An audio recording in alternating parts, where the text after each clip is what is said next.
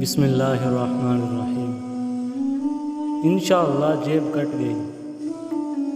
ایک شخص قربانی کی گائے خریدنے کے ارادے سے گھر سے نکلا۔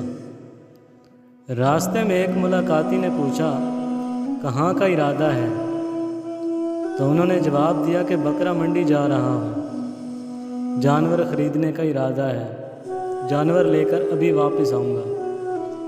اس ملاقاتی نے کہا کہ جب کسی کام کا ارادہ ہو تو انشاءاللہ کہنا چاہیے۔ اللہ تعالیٰ کا یہی حکم ہے کہ بغیر انشاءاللہ کے وعدہ نہ کیا جائے۔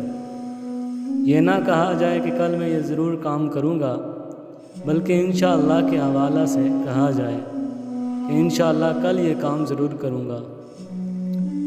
تو اس شخص نے جواب میں کہا، دیکھیے بازار میں جانور موجود ہے اور میری جیب میں پیسہ موجود ہے، ابھی جا کر لے آتا ہوں، اس میں انشاءاللہ کی کیا ضرورت ہے؟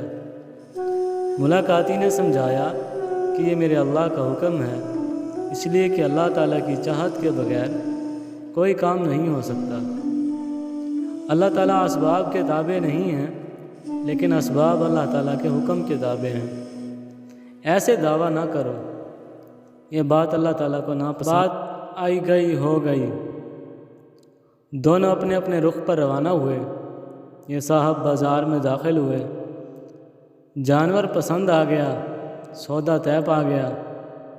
اب قیمت ادا کرنے کے لیے جیب میں ہاتھ ڈالا تو دیکھا کہ جیب کٹی ہوئی ہے، اس میں 1 روپیہ بھی نہیں۔ اب کبھی جیب کی طرف دیکھے، کبھی جانور کے مالک کی طرف۔